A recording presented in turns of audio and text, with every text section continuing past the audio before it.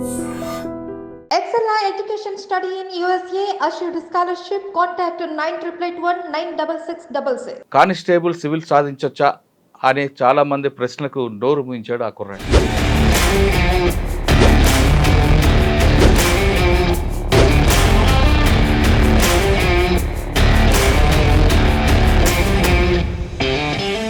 ఉదయ Krishnareddy 780 rank. ఒక 5 సంవత్సరాలు వెనక్కి వెళ్తే కానిస్టేబుల్. అవమానకరమైనటువంటి సంఘటన, నన్ను జాబ్ని వదిలేసేసి సివిల్స్ని సాధించాలి అనే దృఢ సంకల్పానికి నన్ను పురుకొల్పింది. ఏం జరిగిందని సంఘటన? నా హైవేర్ ఆఫీషియల్లో దాని ముందు నుంచి కూడా కొన్ని చిన్న చిన్న చెదురుమదురు సంఘటనలో నన్ను పర్సనల్ టార్గెట్ చేయటం, నా ఎగ్జామ్స్ ఉన్నప్పుడే డ్యూటీలు వేయటం, ఇటువంటి చేయటం జరిగింది. మరి అంత కసి ఎందుకు ఆయనకి? ఆ వ్యక్తిగతమైనటువంటి జలస్తో నీ తోకలు కత్తిరిస్తాను, నీకంటే తోపులే ర్యాంక్ కొట్టిన వాళ్ళే. ఫస్ట్ అటెంప్ట్లో వెళ్ళడం, లాస్ట్ మూమెంట్ 9 మార్కులతో కట్ ఆఫ్తో రావడం, ఇవన్నీ వస్తున్నప్పుడు ఎందుకురా ఇక్కడ ఆగిపోదాం ఉందా, లేదు ఖచ్చితంగా మనం గోల్ రీచ్ అవ్వాలి, ఆ సంకల్ప బలానికి రీచ్ అవ్వాలి అని అనుకున్నాను. పోలీస్ కానిస్టేబుల్ నుంచి యూపీఎస్సీ భవన్ ఆ మెట్లు తొక్కామంటేనే సంథింగ్ ఇస్ దేర్, మన దగ్గర పొటెన్షియల్. మా ఫ్రెండ్స్ ఎవరు నమ్మినా నమ్మకపోయినా నువ్వు సివిల్ సాధిస్తావని వీళ్ళు మాత్రం నమ్ముతారు. ఒక నాస్తికుడు ఆంజనేయ స్వామి భక్తుగా మారడానికి ఇదే కారణం. ఇక్కడ నేను ఆంజనేయ స్వామి ప్రజెన్స్ని ఫీల్ అయ్యాను. చెప్పను మీకు, అంటే చెప్తే నమ్మరు. వింటా చదువుతా ఉన్నా, రిజల్ట్స్ వచ్చాయి. Welcome to I dream. మనలో సంకల్ప బలం గట్టిగా ఉంటే ఏదైనా సాధించవచ్చు అనే నానుడికి ఉదాహరణ ఈరోజు మన గెస్ట్. ఆయన డిపార్ట్మెంట్లోకి వచ్చారు. వచ్చిన తర్వాత ఒక సంఘటనలో ఆయనకు అవమానం జరుగుతుంది. అవమానం జరిగిన వెంటనే మానసిక శోభ గురై తలదించుకొని బాధపడకుండా ఈ వ్యవస్థలో ఎక్కడో లోపం ఉంది, ఈ వ్యవస్థను చక్కదిద్దాలంటే ఏం చేయాలి అని ఆలోచించి ఆయన ఒక మంచి ఉద్దేశంతో కంకణం కట్టుకున్నారు. అదే సివిల్స్ సాధించాలని. కానిస్టేబుల్ సివిల్ సాధించొచ్చా అనే చాలామంది ప్రశ్నలకు నోరు మూయించాడు ఆ కుర్రాడు. ఆయనే ఈ వారం మన గెస్ట్. పేరు ఉదయ కృష్ణారెడ్డి. సివిల్స్ రాశారు. రాసి 780 ర్యాంక్ సాధించారు. ఆయన గతంలో పోలీస్ కానిస్టేబుల్గా పనిచేశారు. అక్కడ ఏం జరిగింది, ఆయనలో అంత బలమైనగా మా నాటిపోయిన సంఘటన ఏం జరిగింది, సివిల్ సాధించడానికి ఆయన పడ్డ కష్టం ఏంటనే విషయాల్ని ఆయన తెలుసుకుందాం. నమస్తే బ్రదర్. నమస్తే సార్. ఉదయ కృష్ణారెడ్డి 780 ర్యాంక్. ఒక 5 సంవత్సరాలు వెనక్కి వెళ్తే కానిస్టేబుల్, పోలీస్, ఒంగోలు జిల్లాలో సింగరాయకొండ దగ్గర. ఒక కానిస్టేబుల్ ఒక ఐపీఎస్ ఎస్ఐ అవ్వడం, తర్వాత ఒక కానిస్టేబుల్ గ్రూప్ 1 అవ్వడం సాధారణ జరుగుతుంటాయి. కానీ ఒక కానిస్టేబుల్ పట్టుదల సాధించి డైరెక్ట్గా సివిల్స్ కొట్టడానికి వచ్చావు, 780 ర్యాంక్ సాధించావు అంటే చాలా గొప్ప విషయం. నీకు ముందు ఫస్ట్ కంగ్రాట్స్. నువ్వు అనుకున్న లక్ష్యం అనేది అంత బలంగా ఉంది. చాలా మంది లక్ష్యం పెట్టుకుంటారు, గోల్ చేద్దాం అనుకుంటారు, కానీ అది రీచ్ అవ్వడానికి చాలా కష్టాలు ఎదురవుతుంటే అన్ని దాంతో వాళ్ళు వెనకడేస్తారు. ఏమనుకున్నావు సాధించాలనుకున్నావు. ఇంకా గొప్ప విషయం అంది ఐపీఎస్ అవ్వాలనుకోవడం అనేది. కాకి యూనిఫామ్ వేస్తున్నావు. ఇప్పుడు నువ్వు ఎవరికైతే సెల్యూట్ కొట్టావో వాళ్ళందరూ నీకు సెల్యూట్ కొట్టే స్థాయికి వచ్చావు. అది చాలా చాలా చాలా గ్రేట్. ఎందుకంటే నీ స్టోరీ ఇప్పుడున్న జనరేషన్కి ఒక రోల్ మోడల్గా ఉండాలని నేను కోరుకుంటున్నాను.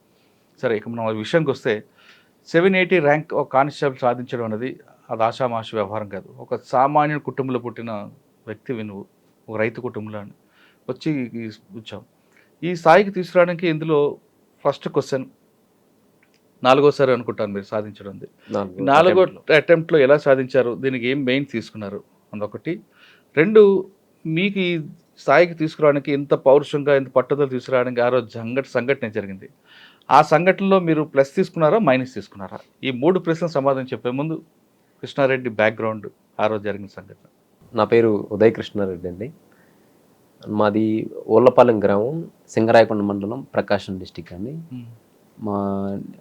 నా బాల్యం అంతా ఓళ్ళపాలెం గ్రామంలోనే జరిగింది. నా స్కూలింగ్, మా తల్లిదండ్రులకు వస్తే శ్రీనివాసరెడ్డి గారు, మా అమ్మగారు జయమ్మ గారు అండి.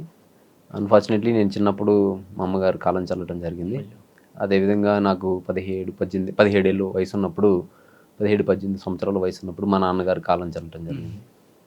సో దాని తర్వాత నేను గవర్నమెంట్ స్కూల్లోనే నా విద్యాభ్యాసం అంతా జరిగింది. అక్కడ తర్వాత జవహర్ భారతి జూనియర్ కళాశాల, జవహర్ భారతి డిగ్రీ కళాశాల కావల్లో నేను నా ఇంటర్మీడియట్ అండ్ డిగ్రీని కంప్లీట్ చేయడం జరిగింది సార్. ఇంటర్మీడియట్లో నేను మెడికల్ ల్యాబ్ టెక్నీషియన్ అనేటువంటి ఒక వొకేషనల్ కోర్స్ని తీసుకోవడం జరిగింది. దాని తర్వాత డిగ్రీలో బిఏని తీసుకోవడం జరిగింది సార్. డిగ్రీ సెకండ్ ఇయర్లో ఫైనల్ ఇయర్ స్టార్ట్ అయిన టైంలో నాకు పోలీస్ కానిస్టేబుల్ జాబ్ వచ్చింది. 2012 December 24 ట్రైనింగ్ స్టార్ట్ అయ్యి 2013లో డిపార్ట్మెంట్లో సర్వీస్లో జాయిన్ అయ్యాను. 2013 నుంచి 18 వరకు పోలీస్ కానిస్టేబుల్గా పనిచేసింది సార్. 5 సంవత్సరాలు పోలీస్ కానిస్టేబుల్గా పనిచేసిన సమయంలో ఫస్ట్ ఏ పోలీస్ స్టేషన్కి వెళ్ళారు? ఫస్ట్ మాకు ట్రైనింగ్ అయిపోయిన తర్వాత యాక్చువల్గా హెడ్ క్వార్టర్లోనే అటాచ్మెంట్ ఉంచారండి. అప్పుడు 2014 ఎలక్షన్స్ ఉండటం వల్ల Ongole head quarter. First SP అప్పుడు మీకు? అప్పుడు మాకు చిరువోలు శ్రీకాంత్ గారు ఉన్నారు. సిహెచ్ శ్రీకాంత్ గారు. తర్వాత పోస్టింగ్స్ వస్తే ఫస్ట్ పోస్టింగ్ గుడ్లూరు పోలీస్ స్టేషన్లో పోలీస్ కానిస్టేబుల్గా జాయిన్ అయ్యాను. దాని తర్వాత మ్యూచువల్ ట్రాన్స్ఫర్ తోటి నేను Ramayapatnam coastal security police station marine police స్టేషన్లోకి వెళ్ళాను. సో అక్కడ నాకు జరిగినటువంటి ఒక అవమానకరమైనటువంటి సంఘటన నన్ను ఇంకా ఆ జాబ్ని వదిలేసేసి సివిల్స్ని సాధించాలి అనే దృఢ సంకల్పానికి నన్ను పురుకొల్పింది. అంటే 5 సంవత్సరాలు పనిచేశారు డిపార్ట్మెంట్లో. రామాయపట్నం అనేది లాస్ట్ పోస్టింగా లేదా ముందేనా? Ramayapatnam last posting sir. Okay. ఈ 5 సంవత్సరాల్లో గుడ్లూరు తర్వాత ఎక్కడెక్కడ పనిచేశారు? First 1 year around 1 year head క్వార్టర్స్లో క్విక్ రియాక్షన్ టీంలో ఉండేము, వెయిటింగ్ పార్టీ. దాని తర్వాత గుడ్లూరులో అరౌండ్ 1 year చేసాము. దాని తర్వాత 3 years Ramayapatnam marine police station. Marine police station పెద్ద పని ఉంటుందండి? ఉంటుందా? యాక్చువల్గా పని లాండ్ ఆర్డర్తో పోలిస్తే రిలేటివ్లీ మెరైన్ పోలీస్ స్టేషన్లో తక్కువ ఉంటుంది సార్ పోలీస్. ఎవరైనా సముద్రంలోకి వెళ్తున్నప్పుడు మళ్ళీ కాపాడడం అవే కదా ఉంటాయి. అవును, సముద్రంలో 3 సంవత్సరాలు పనిచేస్తారు రామాయపట్నం. 3 సంవత్సరాల పైన. ఓకే. ఏం జరిగిందని సంఘటన సార్? అది నా ఉద్దేశం ఏంటంటే, గుడ్లూరులో ఉన్నప్పుడు లాండ్ ఆర్డర్లో ఉండటం వల్ల ఎక్కువ టైం దొరికేది కాదు. కొంచెం ప్రిపేర్ అవ్వడానికి కాంపిటేటివ్ ఎగ్జామ్స్కి, సివిల్ సర్వీస్కి అట్లా ప్రిపేర్ అవ్వడానికి ఎక్కువ టైం దొరికేది కాదు. సో నేను దానికోసం ఏం చేశానంటే, రామాయపట్నం మెరైన్లో పనిచేస్తున్న ఒక పోలీస్ కానిస్టేబుల్ ఉన్నారు, ఆయన్ని గుడ్లూరు వచ్చేటట్టు నేను గుడ్లూరు నుంచి రామాయపట్నం వెళ్ళేటట్టు మ్యూచువల్ ట్రాన్స్ఫర్ని పెట్టుకోవడం జరిగింది సార్. అట్లా పెట్టుకొని నేను మ్యూచువల్ ట్రాన్స్ఫర్ మీద రామాయపట్నం వెళ్ళడం జరిగింది. అక్కడ సహజంగానే మన కొలీగ్స్లో తెలుస్తుంది కదా, మనం ప్రిపరేషన్ అవుతున్నప్పుడు మాట్లాడుతుంటాం. సో అట్లా యాదృచ్ఛికంగా అది నేను సివిల్స్ ప్రిపేర్ అవుతున్నాను, గ్రూప్స్ ప్రిపేర్ అవుతున్నాను అనేటువంటి ఆ విషయం ఏదైతే ఉందో నా హైవేర్ అఫీషియల్ ఒక అతనికి తెలియదు. ఇన్స్పెక్టర్ సిఐ గారు, రామాయపట్నం. ఆయనకి తెలియటం జరిగింది. నుంచి అక్కడ ఆయన సబ్ ఇన్స్పెక్టర్ గా రిక్రూట్ అయ్యారు. 98 బ్యాచ్ ఐ థింక్. సో పేరు ఎందుకులే సార్, ఎవరు అయినా మనం కాపాడాల్సిందే. సో అందుకని నేను పేరుని డిస్క్లోజ్ చేయలేదు. బట్ ఆ సంఘటన జరిగినప్పుడు ఒక 60 మంది కానిస్టేబుల్స్, నాతోటి కానిస్టేబుల్స్, హోమ్ గార్డ్స్, ఏఎస్ఐలు, హెడ్ కానిస్టేబుల్స్ వీళ్ళు ఉన్నారు. సో ఆ 60 మందికి ఆ వ్యక్తి తెలుసు. అంటే ఏం జరిగిందంటే, అట్లా నేను ఆ సివిల్స్ ప్రిపేర్ అవుతున్నాను అనేటువంటిది అది ఆ సిఐ గారికి తెలిసినప్పుడు ఎందుకు ఆయన సమ్ పర్సనల్ గ్రడ్జ్ అనేటువంటిది ఆయనకి డెవలప్ అయింది. అయిన తర్వాత నన్ను కొద్దిగా పర్సనల్గా టార్గెట్ చేసి చేయటం అనేటువంటిది జరిగింది. అయితే దాని ముందు నుంచి కూడా కొన్ని చిన్న చిన్న చెదురుమదురు సంఘటనలో నన్ను పర్సనల్ టార్గెట్ చేయటం, నా ఎగ్జామ్స్ ఉన్నప్పుడే డ్యూటీలు వేయటం, ఇటువంటి చేయటం జరిగింది. పర్టికులర్గా August 11, 2018 రోజు జరిగిన సంఘటన ఏంటంటే, నేను వస్తానికి కొంచెం ప్రతి శుక్రవారం డ్రిల్ జరుగుతుంది, నేను కొంత లేట్గా ఫ్రైడే మార్నింగ్ జరుగుతుంది. అయితే ఆ డ్రిల్కి లేట్గా వెళ్ళిన సందర్భం అది. అట్లా ఒక 10 నిమిషాలు 5 నిమిషాలు 10 నిమిషాలు లేట్గా వెళ్తే ఆయన ఉండి, సార్ గారు వస్తున్నారు, కాబోయే IAS IPS గారు రండి సార్, మీకు డిసిప్లిన్ నేర్పియాలి, మీరు రండి అని చెప్పి సర్కాస్టికల్గా వ్యంగ్యంగా మన ఆత్మస్థైర్యాన్ని దెబ్బతీసే విధంగా మాట్లాడటం జరిగింది. నేను వెళ్ళిన తర్వాత సార్ గారికి డిసిప్లిన్ నేర్పించాలి, మీరు సార్ గారికి మీరందరూ ఇంకా డ్రిల్ చేయొద్దు, సార్ గారికి స్పెషల్గా 1 hour డ్రిల్ చేయించండి అని చెప్పి నా కోసంగా ప్రత్యేకంగా ఒక ఏఎస్ఐ గారిని పెట్టి అందరు చూస్తుండగా నన్ను డ్రిల్ చేయించడం జరిగింది సార్. ఒక్కరికి అట్లా చేపిస్తున్నప్పుడు సహజంగా ఎట్లా ఉంటుందని ట్రైనింగ్లో ఈ డ్రిల్ పనిష్మెంట్స్ అనేవి ఉంటాయి. లేదంటే ఏదైనా లేట్ వచ్చింది, సివియర్గా ఏదన్నా తప్పు గ్రౌండ్ చేస్తే చుట్టూ పరిగెట్టించడం అవి చేస్తారు, పెప్పని పట్టుకుని పరిగెట్టమని చెప్తారు. చేస్తారు. కానీ సివియర్గా ఏదన్నా తప్పు చేస్తే మెమోలో, ఛార్జ్ మెమోలో ఇటువంటి ఇవ్వటం జరుగుతుంది. కానీ ఇట్లా డెరగేటరీగా మనల్ని ఒక ఆత్మస్థైర్యాన్ని దెబ్బతీయాలి, ఒక వ్యక్తి యొక్క మనోభావాన్ని ఇట్లా దెబ్బతీసే విధంగా చేయాలనేటువంటి ఇంటెన్షన్ తోటి చేయరు. సో ఈ రామాయపట్నం స్టేషన్ స్థాపించి 2012 నుంచి 8 6 years ఎప్పుడు కూడా అటువంటి ఎక్స్ట్రా డ్రిల్ చేసిన ఇది లేదు. అట్లా చేస్తూ ఉన్నప్పుడు మనం డ్రిల్ చేసేటప్పుడు ఏమవుతుందంటే మార్చ్ ఫాస్ట్ చేసేటప్పుడు మనకి పాకెట్స్ ఉన్న ప్రెస్ బటన్స్ ఊడిపోతాయి అవును, కొన్నిసార్లు. ఇక్కడ పోతే క్యాప్ బట్టర్స్ అన్ని ఊడతాయి. అది యాదృచ్ఛికంగా జరుగుతుంది, మన ఇంటెన్షన్తో జరగదు. సో అది ఊడినప్పుడు అది చూసి ఏమండే ఏఎస్ఐ గారు ఏం చేపిస్తున్నారు మీరు, అతని ప్రెస్ బటన్స్ కూడా సరిగా లేవు, అతనికి ఒక మళ్ళీ పనిష్మెంట్ ఇవ్వండి అని చెప్పి నాకు ఒక పనిష్మెంట్ మూమెంట్ చేయించడం జరిగింది. పనిష్మెంట్ రూలో మళ్ళీ పనిష్మెంట్ అనమాట, డిప్స్ తీపించడము ఇట్లా. సో దాన్ని కథం తలని ఒకటి ఉంటుంది, అది చేయించడం. అంటే ఎట్లా he just treating me like ఒక రోబోట్ లాగా, లేకపోతే వీడికి ఎట్లా గుణపాఠం చెప్పాలన్నట్టు. సో అక్కడ నేను ఏంటంటే ఆ డిసిప్లైన్ మెయింటైన్ చేయడం అనేటువంటి దానికోసంగా కాదు, ఇది పర్సనల్ ఇంటెన్షన్ తోటి ఐ ఫెల్ట్ దట్ యాక్చువల్గా అది ఎవరికైనా అక్కడ ఉన్న 60 మంది సభ్యులకి అర్థమైంది. సో అది అట్లా అయింది. అయిన తర్వాత వచ్చి ఏమనుకుంటున్నావు నువ్వేది సివిల్స్ ప్రిపేర్ అవుతున్నంత మాత్రం నువ్వు సివిల్స్ కొట్టినట్టుగా ఫీల్ అయిపోతున్నావా, నువ్వు ఆఫ్టర్ ఆల్ కానిస్టేబుల్ గాడివి, గుర్తుపెట్టుకో, నీ లిమిట్స్లో నువ్వు ఉండు, ఊహల్లో తెలమాకు, నువ్వు కానిస్టేబుల్ అనేది నువ్వు రియలైజ్ అయితే నీకు ఎంత త్వరగా రిలీజ్ అంత మంచిది అని చెప్పి అన్నారు. కానీ పోలీస్ డిపార్ట్మెంట్ కానిస్టేబుల్ పిల్లర్ కదండి యాక్చువల్గా, అది ఒక ఐరన్ డిపార్ట్మెంట్ లేదు కదా. అవును, మరి అంత కసి ఎందుకు ఆయనకి? అది ఆ వ్యక్తిగతమైనటువంటి జలస్తో లేకుంటే మిగతా అంశాలతోటి అది ఇంప్రూవ్ అవడం జరిగిందండి. అంతకుముందు కూడా నాకు నెక్స్ట్ డే నాకు రాజమండ్రిలో ఒక ఎగ్జామ్ ఉంది, రైల్వే ఎగ్జామ్. ఆ ఎగ్జామ్కి నేను నెక్స్ట్ మార్నింగ్ 10 o'clock వెళ్ళాలి. కానీ దాని ముందు రోజు నాకు కావాలని నా టర్న్ కానప్పటికి కూడా నాకు సెంట్రీ డ్యూటీ వేసి ఆ ఎగ్జామ్కి నేను వెళ్ళకుండా చేయాలని చేశారు. సో నేను అంటే పర్సనల్ ఇంటెన్షన్ తోటి నేను అదే విషయాన్ని నేను bureau of police research and డెవలప్మెంట్కి, మినిస్ట్రీ ఆఫ్ హోమ్ అఫైర్స్ వాళ్ళకి, డీజీపీ గారికి, అదేవిధంగా రాష్ట్రపతి గారికి, ప్రధానమంత్రి గారికి కూడా నేను లేఖ రూపంలో రాసి ఇట్లా చేస్తున్నారు. సో ఆ bureau of police research and development ఏంటంటే అసలు పోలీసింగ్ ఎలా ఉంది అనేటువంటి దాని మీద ఇండియాలో రీసెర్చ్ చేస్తూ ఉంటారు. సో ఇటువంటి చెదురుమదురు సంఘటనలో ఒక వ్యక్తి అంటే మనం ఏ వ్యక్తి అయినా కెరియర్ని మేక్ చేసుకోవాలని చూస్తారు సార్. ఇప్పుడు మనం కానిస్టేబుల్ రిక్రూట్ అవుతున్నాం అంటే మనకి ఫర్దర్గా ప్రోగ్రెస్ ఉందంటేనే కదా మనం ఇంకా ఉత్సాహంతో పనిచేస్తాం, వేరే ఉన్నప్పుడు దాని దగ్గర వెళ్తుంటాం, ఉత్సాహంతో పనిచేస్తాం. సో మనకి ఇప్పటికీ నాకు పోలీస్ డిపార్ట్మెంట్ చూస్తున్నాను, మా సీనియర్స్ కొంతమంది 20 ఏళ్ళు, 21 ఏళ్ళు, 22 ఏళ్ళు పనిచేసినా కానీ హెడ్ కానిస్టేబుల్ కూడా అవ్వట్లేదు. సో మనం కానిస్టేబుల్ జాబ్ చేస్తూ ఆ ప్రోగ్రెస్ మేక్ చేయాలి అనేటువంటి ఆ ఉద్దేశంతో కాంపిటేటివ్స్ ప్రిపేర్ అవుతూ ఉంటాం. సో ఇట్లా చేసి మళ్ళీ నేనేంటి నా ఖాళీ టైంలో నేను ప్రిపేర్ అవుతుంటాను. ఇంకా మీకు చెప్పాలంటే ట్రూగా చెప్పాలంటే నేను పనిచేస్తున్న పోలీస్ స్టేషన్లో ఆ రోజు ఆ పోలీస్ స్టేషన్లో కొంతమంది కొలీగ్సే, స్టాఫ్సే వాళ్ళు ఆల్కహాల్ తెచ్చుకొని పైన తాగే వాళ్ళు ఉంటారు, ఆ సెల్ ఫోన్లో పేకలాట ఆడేవాళ్ళు ఉంటారు, లిటరల్ పేకాటలు తెచ్చుకొని ఆడేవాళ్ళు ఉంటారు. వాటన్నిటికి ప్రాబ్లం లేదు, కానీ నేను చదివితే మాత్రం ప్రాబ్లం. సో అది ఆ జలస్ అనేటువంటిది అంటే దేనికైనా లిమిట్ ఉంటుంది కానీ జలస్కి ఉండదు లిమిట్. ఆ రోజు ఎంతసేపు మీకు పనిష్మెంట్ ఇచ్చారు? 1 hour బరాబర్ ఇచ్చారు. 1 hourకి 1 hour బరాబర్గా చేపించి నేను ఏమనుకున్నా అంటే సర్లే ఆఫీసరు ఏదో ఫస్ట్ ఒకసారి అని ఒక 10 నిమిషాలు చేయించి ఏదో సరే ఇంక నుంచి రామాక అట్లా మందలిస్తారేమో అనుకున్నా. కానీ 1 hour బరాబరు చేపించి ఇచ్చిన తర్వాత నువ్వు ఆఫ్టర్ ఆల్ కానిస్టేబుల్ గాడు, నువ్వు అది ఎంత తొందరగా రిలీజ్ అయితే అంత మంచిది, నీకు తోకలు కత్తిరిస్తాను, నీ తోక పెరిగితే కత్తిరిస్తాను, ఏంటి నువ్వు నీకంటే తోపులే ర్యాంక్ కొట్టిన వాళ్ళే ప్రొబేషనరీలుగా వచ్చి సిఏల దగ్గర నేర్చుకొని ఉంటారు, నువ్వు ఏంటి అసలు అది ఇది అని చెప్పేసి అంటే డెరగేటరీగా మాట్లాడితే నాకు చాలా బాధ. దోషం కూడా చేశారు ఏమన్నా?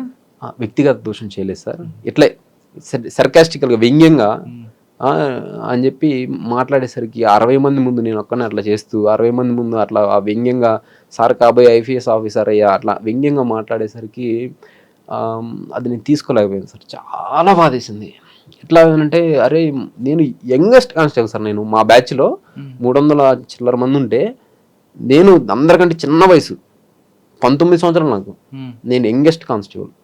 సో అట్లాంటి నాకున్న టాలెంట్స్ని, నాకున్న క్రిటికల్ స్కిల్స్ని, నాకున్నటువంటి ఇంక్విజిటివ్ పవర్స్ని వీటన్నిటిని మంచిగా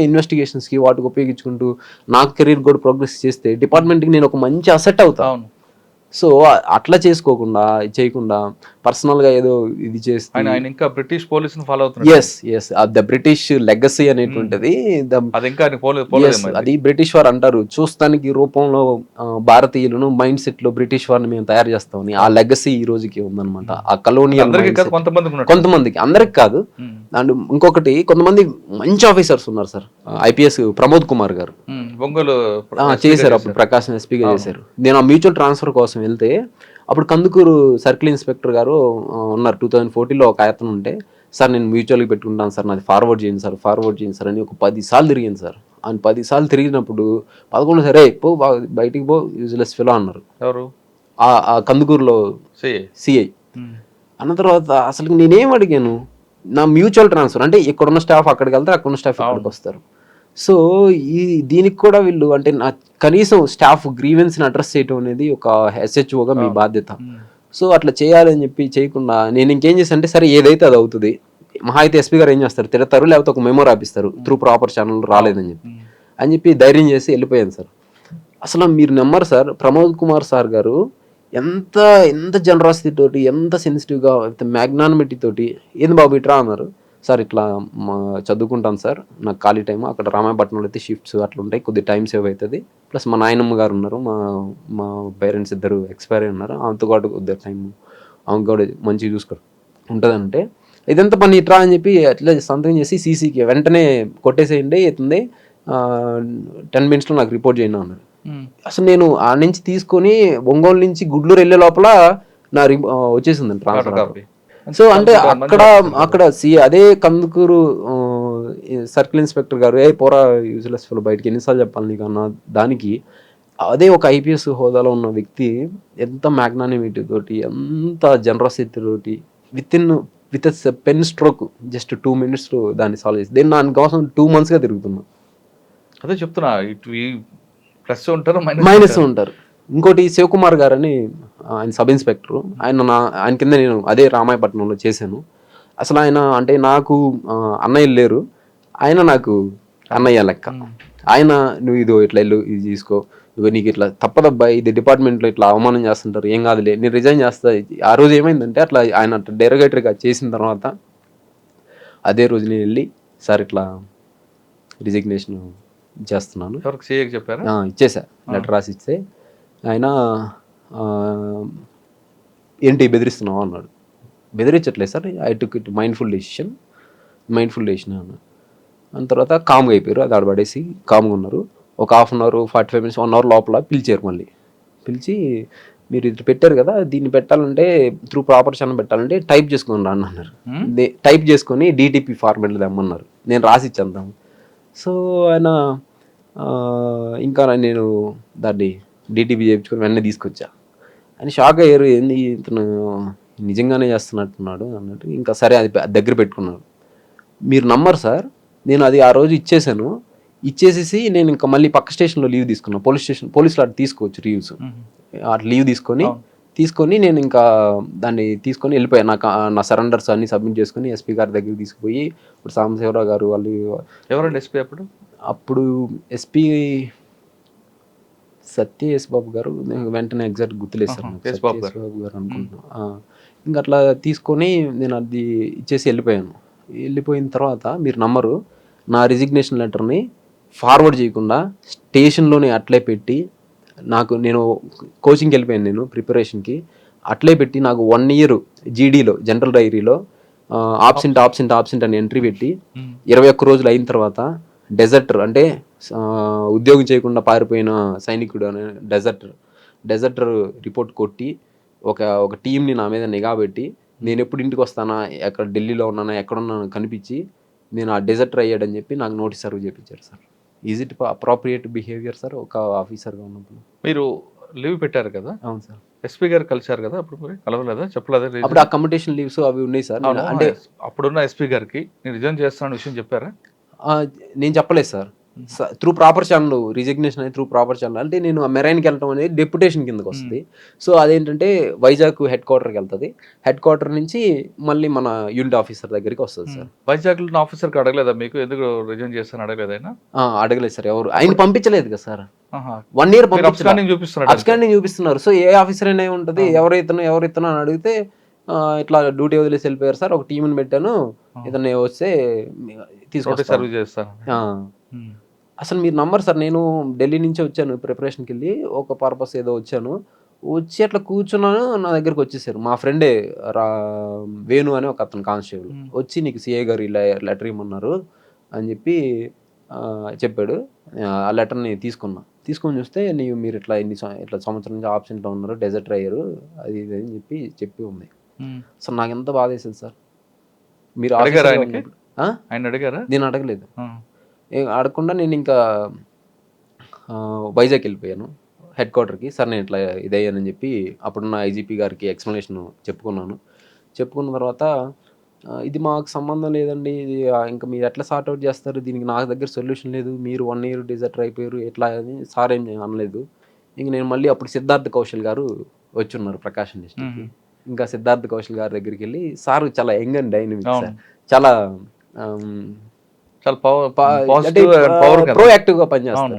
నేను వెళ్ళాను, రాగానే మంచిగా మళ్ళీ టర్న్అవుట్ నీట్గా చేసుకుని మళ్ళీ పోలీస్ యూనిఫామ్ వేసుకొని వెళ్ళి సార్ని కలిసి, సార్ ఇట్లా అంటే ఎందుకు ఎగ్జాక్ట్గా చెప్పు రీజను, అన్ని కథలు కాకుండా మామూలుగా చెప్పు నాకు అన్నాడు. నేను చెప్పాను సార్ ఇట్లా సివిల్ సర్వీస్కి వెళ్ళాను, ఇట్లా అయింది ఇన్సిడెంట్, ఇట్లా అయిందని అంటే, అప్పటికి నేను ప్రిలిమ్స్ పాస్ అయ్యి వెళ్ళాను సార్. ప్రిలిమ్స్ పాస్ అయ్యి వెళ్ళా 2019 ప్రిలిమ్స్ వెళ్ళా. అక్కడ సార్ నన్ను బాగా లైక్ చేశారు. Okay gentlemen, all the best, నేను ఏం చేస్తామంటే దీనికి సొల్యూషను అని చెప్పి A2 క్లర్క్ ఉంటారు, ఈ డీటెయిల్స్ చూసేవాళ్ళు, సత్యవాణి మేడం ఎవరు ఉంటారు, ఒంగోలు DP వాళ్ళు, ఆ మేడం పిలిపించారు. ఇతన్ని ఎట్లా సొల్యూషన్ చేయొచ్చు ఆలోచించండి, ఇతన్ని ఇబ్బంది పెట్టద్దు అని చెప్పి చెప్పారు. చెప్తే మేము చూసి ఏదో ఒకటి రెట్రోస్పెక్టివ్గా దాన్ని యాక్సెప్ట్ చేసేటువంటి ఒక ప్రొవిజన్ ఉంది సార్ మన దగ్గర. ఆ ప్రొవిజన్ ప్రకారం ఇతన్ని మనం అతని ఏ రేట్లో అయితే రిజిగ్నేషన్ ఇచ్చారో దాన్ని డీమ్డ్ టు బీ టేకెన్ అని కింద దాన్ని తీసుకొని చేయొచ్చు అని చెప్పేసి అట్లా నన్ను రిజిగ్నేషన్ని ఆ డేట్ ప్రేయర్ డేట్ నుంచి యాక్సెప్ట్ చేసి అదే రోజు రిలీవింగ్ ఆర్డర్స్ ఇచ్చి అదే రోజు LP centre last pay certificate ఇచ్చేసి లీవ్స్ అన్ని సెటిల్ చేసేసి మొత్తం నన్ను అప్పటికప్పుడు రిలీవ్ చేసేసారు. ఏమన్నారు? ఆల్ ది బెస్ట్ అని చెప్పారు సార్. అప్పుడు ఆఫీసర్ మీద యాక్షన్ తీసుకోలేదా? ఇంకా అప్పటికి ఆయన మారిపోయి ఉన్నారు సార్. అప్పటికి ఆయన నేను వెళ్ళే టయానికి ఆయన మనకి నోటీస్ సర్వ్ చేశారు. నేను ఇది సివిల్స్ ప్రిలిమ్స్ రిజల్ట్స్ వచ్చిన తర్వాత వెళ్ళాను. అప్పటికి ఆయన మారిపోయినట్టున్నారు సార్. ఇక్కడ మీరు రిజైన్ చేశారు. ఫైనాన్షియల్ బ్యాక్గ్రౌండ్ తీసుకుంటే మీకు అంతంత మాత్రం నాన్న అమ్మ లేరు, నానమ్మ మీద మేనమావలు చిన్నాళ్ళు వాళ్ళతోనే మీరు ఆ సపోర్ట్ ఉంది కదా. జాబ్ ఉండేది అప్పట్లో 40,000 ఎంతో జాబ్ ఉండేది. రిజైన్ చేసిన తర్వాత మీరు ఢిల్లీ వెళ్ళి చదువుకోవడానికి ఆ ఫైనాన్షియల్ ఇష్యూస్ ఏమైనా వచ్చాయి? అప్పుడు ఫైనాన్షియల్ ఇష్యూస్ వచ్చాయి సార్. నేను నా సేవింగ్స్ని నేను ప్రాపర్గా మెయింటైన్ చేసుకున్నాను. తర్వాత మా మామయ్య గారు కోటిరెడ్డి గారు ఉన్నారు, ఆయన నాకు సపోర్ట్ చేశారు.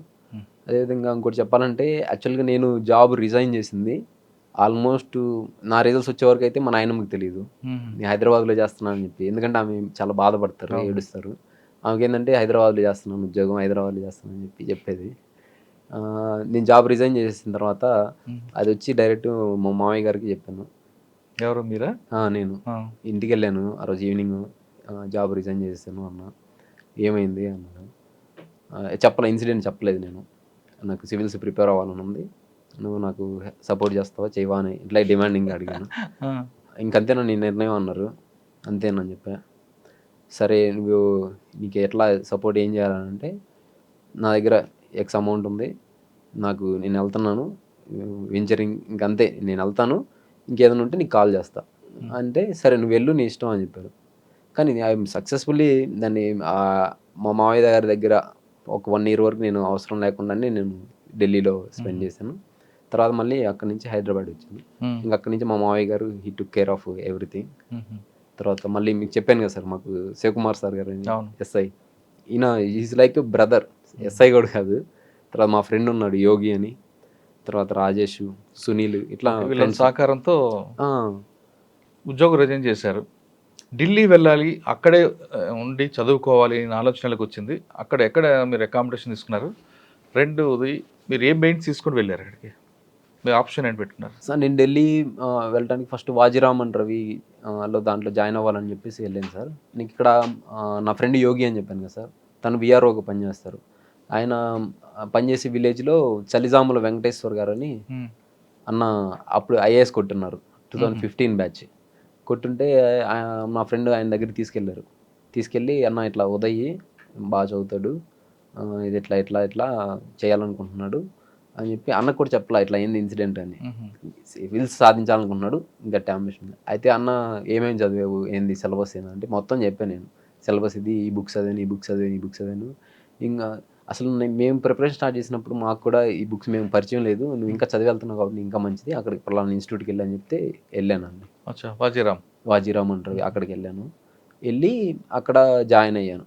జాయిన్ అయితే అక్కడ నాకేంటంటే ఆల్రెడీ నేను చదివినయే చెప్తున్నారు.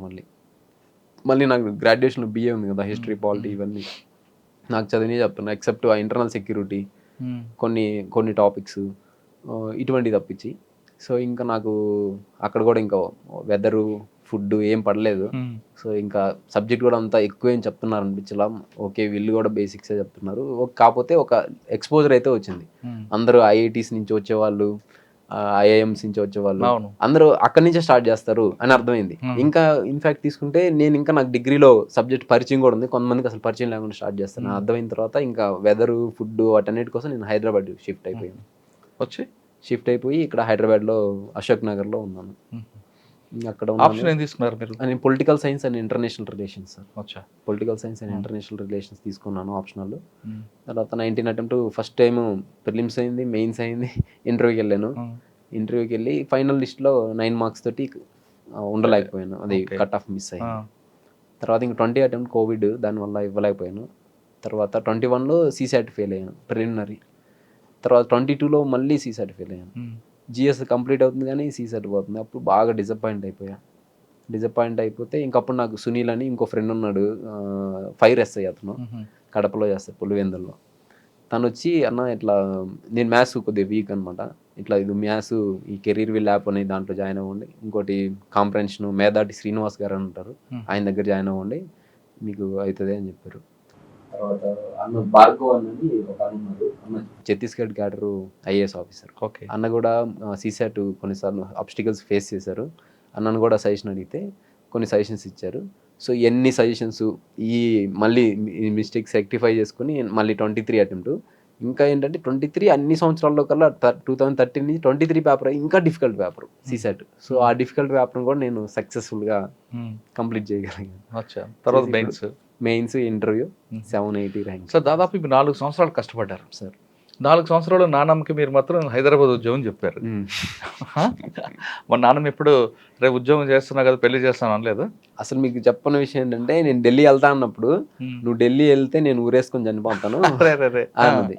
ఎందుకంటే నా పెళ్లి చేసుకో, నువ్వు ఏదో పిల్లలు ఇప్పుడు మీ నాన్నగారు మీ అమ్మగారు లేరు, ఏదో ఒక ఉద్యోగం వచ్చింది, పెళ్లి చేసుకుంటే నాకు వయసు అయిపోతుంది, సుఖంగా చూస్తాను అది ఇది అని చెప్పి. నాకు కానీ నా యాంబిషన్ వేరు కదా. సో సరే నేను వెళ్తానంటే లేదు సస్యం మీరా ఉంది, ఇంకా నేను ఊరేసుకొని చచ్చిపోతాను బెదిరించింది. నేను పక్కన ఉన్న చాంతాన్ని తీసుకో అయినా నేను వెళ్ళలేదు అని చెప్పి వెళ్ళిపోయా. వెళ్ళిన తర్వాత ఇంకా తర్వాత వచ్చి హైదరాబాద్లో ఉన్నా, హైదరాబాద్కి ట్రాన్స్ఫర్ అయింది. అడైతే చదువుకోవడానికి కొంచెం టైం ఉంటుంది అట్లా ఇట్లా అని చెప్పా. కానీ ఒక రోజు వచ్చింది మెడికల్ టెస్ట్లకి వాటికి, వచ్చి రూమ్ అంతా చూసింది, ఎరా పోలీస్ గుడ్డలు లేవు ఏమి అన్నది. పోలీస్ గుడ్డలు లేవా అంటే ఆమె తెలియదు అట్లా లే ఇది పోలీస్ అంటే అప్పుడప్పుడు ఆడ రామాయపట్నంలో మఫ్టీలో వెళ్తాం కదా డ్యూటీకి, ఈ మఫ్టీలో చేసే ఉద్యోగంలే అన్న. వీడు దొంగోట్లాగా ఉన్నాడు వీడు అన్ని చెప్పని దాచి పెడతాడు అట్లా అన్నది. సరే ఇంక తర్వాత మా తమ్ముడు ఉంటాడు, ఆమెకి మా తమ్ముడికి ఏదన్నా వాదన జరిగినప్పుడు నీకు వచ్చింది చెప్పేదా అన్నయ్య రిజైన్ చేసి వెళ్ళి రాజీనామా పెట్టి వెళ్ళే అంటాడు. అప్పుడు ఆమె భయపడి నాకు ఫోన్ చేసింది. సో నేను చేయలేదులేవే, నీకు ఎందుకు భయపడమాక అది ఇది అని చెప్పి భరోసా చెప్పాల్సి వచ్చేది.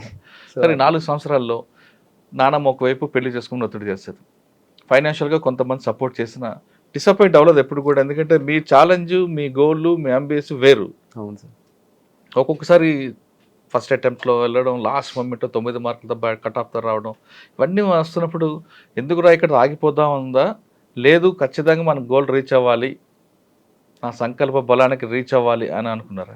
ఏ సివిల్ సర్వీస్ యాస్పిరెంట్ అయినా ఎక్సెప్ట్ ఫస్ట్ అటెంప్ట్లో కొట్టిన కొంతమంది కొన్నిసార్లు ఫస్ట్ అటెంప్ట్ వాళ్ళకి కూడా సెల్ఫ్ డౌట్ వస్తుంది. ఈ సెల్ఫ్ డౌట్ రావటం, డిసప్పాయింట్ అవటం ఇది కామన్ సార్. నేను కూడా ఫస్ట్ అటెంప్ట్లో ఇంటర్వ్యూకి వెళ్ళినప్పుడు ఫైనల్ సెలెక్షన్ రానప్పుడు నాకు డిసప్పాయింట్ రాలా. ఓకే, మనం we made progress. Police constable నుంచి యూపీఎస్సీ భవన్ ఆ మెట్లు తొక్కామంటేనే సంథింగ్ ఇస్ దేర్, మన దగ్గర ఉంది, పొటెన్షియల్ ఉంది. సో ఈ మిస్టేక్స్ రెక్టిఫై చేస్తే నెక్స్ట్ అటెంప్ట్ కొట్టేస్తామన్న ధైర్యం వచ్చింది. కానీ 21లో నేను 1 year గ్యాప్ తీసుకోండి, కోవిడ్ వల్ల గ్యాప్ తీసుకున్నప్పుడు కూడా నేను 1 markతో సీసెట్ ఫెయిల్ అయ్యా. అప్పుడు కొంచెం భయం వేసింది, అరే ఏంటిది అని చెప్పి. తర్వాత 22లో ఇంకా పేపర్ డిఫికల్ట్గా వచ్చి ఇంకా ఎక్కువ మార్క్స్ మార్జిన్ తోటి నేను సీసాట్లో ఫెయిల్ అయ్యా. అప్పుడు బాగా భయం వేసింది, డిప్రెషన్ వచ్చింది. అసలు ఏం చేస్తే అవుతుంది ఇది, ఏం చేయాలి? ఇంకా కొన్ని క్వశ్చన్స్ అసలు వాళ్ళు 2 hours కాదు, నాకు 20 hours ఇచ్చినా చేయలేను, అంత డిఫికల్ట్గా ఉన్నాయి కొన్ని క్వశ్చన్స్. సో ఇంకా అప్పుడు బాగా డిసప్పాయింట్ అయిపోయాను. దెన్ నాకు ఒక ఒక ఒక అంతకుముందు నేను నాస్తికుడిగా ఉండేది, కానీ నాకు స్పిరిచువాలిటీ పరిచయం అయింది స్పిరిచువాలిటీ. ఎందుకనంటే ఒక కర్మ సిద్ధాంతం అంటారు కదా, ఒక కర్మ, ఒక వ్యక్తి ఒక రకమైన కర్మ చేశాడు, కొంత డౌన్ ద లైన్ ఒక 2 years తీస్తే అదే వ్యక్తికి అదే చోట అదే రకమైన కర్మ మళ్ళీ సర్వ్ అయింది. నేను రియలైజ్ అయ్యా. తర్వాత నాకు కూడా కొన్ని ఇన్సిడెంట్స్ అలా అయ్యాయి. నేను ఒక కర్మ సిద్ధాంతాన్ని నమ్మటం అనేటువంటిది అప్పుడు ఎక్స్ప్లోరేషన్ స్టార్ట్ అయింది. దాని తర్వాత కొద్దిగా స్పిరిచువాలిటీ అనేది స్టార్ట్ అయింది సార్. స్పిరిచువాలిటీ తోటి నేను ఆ స్ట్రెస్ని వీటిని అధిగమించాను. మెడిటేషన్, స్పిరిచువాలిటీ ప్లస్ కన్సిస్టెంట్గా మా ఫ్రెండ్స్ ఎవరు నమ్మినా నమ్మకపోయినా మా ఫ్రెండ్స్ ఉన్నారని చెప్పారు కదా, సునీలు, యోగి, తర్వాత శివకుమార్ సారు, సో ఇట్లా రాజేష్, వీళ్ళు మా మావయ్య గారు, వీళ్ళు ఎవరు నమ్మినా నమ్మకపోయినా నువ్వు సివిల్ సాధిస్తావని వీళ్ళు మాత్రం నమ్ముతారు. నేను ఫెయిల్యూర్ అయిన ప్రతిసారి వీళ్ళు ఖచ్చితంగా ఫోన్ చేస్తారు. చేసిన తర్వాత ఎందుకు అయింది ఏం అడగరు, నువ్వు ఖచ్చితంగా సాధిస్తావు ముందు వెనకంతే, నువ్వు పని నువ్వు చేసుకో అంట. ఒక నాస్తికుడు ఆంజనేయ స్వామి భక్తుగా మారడానికి ఇదే కారణం? ఇదే కారణం అంటే సార్, ఆంజనేయ స్వామి భక్తి ఇప్పుడు నేను బిలీఫ్ అనేది ఏంటిది, మామూలు రిలీజను ఒక వ్యక్తికి ఇది ఎట్లా ఉంటుంది, ఇది ఎట్లా ఉంటుంది, ఒక ఐడియాలజీని ఇంపోజ్ చేస్తే ఒక బిలీఫ్గా మారుతుంది. కానీ ఇక్కడ నేను ఆంజనేయ స్వామి ప్రజెన్స్ని ఫీల్ అయ్యా. రైట్, ప్రజెన్స్ని ఫీల్ అయ్యా. అది ఆ ప్రజెన్స్ అనేటువంటిది అనిర్వచనీయమైనటువంటి భావన అనమాట. సో దాన్ని మీకు చెప్పను, మీకు అంటే చెప్తే నమ్మరు. నా రిజల్ట్స్ రావడానికి 11 రోజుల ముందు నుంచి నేను నాకు ఎప్పుడు వస్తాయో తెలియదు, కానీ నేను హనుమాన్ కార్యసిద్ధి హోమం చేయాలి, ఒక 11 రోజులు ఉపాసన చేయాలనుకున్నా. హనుమాన్ చాలీసా రోజుకి 11 సార్లు పొద్దున్నే 3:45కి బ్రహ్మముహూర్తం లేచి ఉపాసన చేశా. కరెక్ట్గా 11వ రోజు అంటే నిన్న కాక మొన్న చేసి ఇక్కడ వివేక్ నగర్లో, అది చక్రపల్లిలో, ఈ అశోక్ నగర్ ఏరియాలో హనుమాన్ టెంపుల్ ఉంది. ఆ హనుమాన్ టెంపుల్లో వెళ్ళి హనుమాన్ కార్యసిద్ధి హోమంలో పాల్గొని నేను రూమ్కి వచ్చి సుందరాకాండ వింటా చదువుతా ఉన్నా. రిజల్ట్స్ వచ్చాయి, 780 ర్యాంక్ వచ్చింది. ఇంకొకటి మీరు అంటే ఎట్లా ఈ కోరిలేషన్ ఏంటి నాకు తెలియదు. రిజల్ట్స్ 12 వస్తాయా, 15 వస్తాయా, 16 వస్తాయో తెలియదు, కానీ నేను ఒక 11 రోజులు చేయాలి అనుకున్నా. ఎందుకనంటే కొద్ది నెగిటివ్ ఫీలింగ్స్ వస్తూ ఉన్నాయి, రాకపోతే ఏంటి పరిస్థితి, ఫైనల్ లిస్ట్లో ఈసారి కూడా లేకపోతే పరిస్థితి ఏంటి, మీరు ఒక కెరీర్ని వదిలేసాం. ప్లస్ నేను 2016 నోటిఫికేషన్లో సబ్ ఇన్స్పెక్టర్కి స్టేట్ 77th ర్యాంక్ వచ్చింది నాకు. మా జోన్లో 17వ ర్యాంక్ వచ్చింది, కానీ కొన్ని అన్ఫార్చునేట్ కండిషన్స్ వల్ల నేను దాని సర్వీస్లో ఉండలేకపోయాను. సో అటువంటి వాటిని కూడా నేను వదిలిపెట్టేసుకొని దాన్ని కూడా ఇంకా ఎస్ఐ ఇటువంటి వాటికి రాయకుండా వచ్చేసాను. So time, energy, resources, age అన్నిటిని ఇన్వెస్ట్ చేసేసాను. ఇప్పుడు అవ్వకపోతే పరిస్థితి ఏంటి? ప్లస్ ఛాలెంజ్ చేసి వచ్చా, ఒక మనిషిని ఇట్లా ఛాలెంజ్ చేసి వచ్చా. అప్పటికి నా ఫస్ట్ టైం ఇంటర్వ్యూకి వెళ్ళినప్పుడు ఒక అతను రామకృష్ణ అని నాకు కొలీగ్ ఉండే, ఆయనకి ఈసీ గారు ఫోన్ చేసి పలానా ఇట్లా వెళ్ళాడంట, ఏంది అది అని.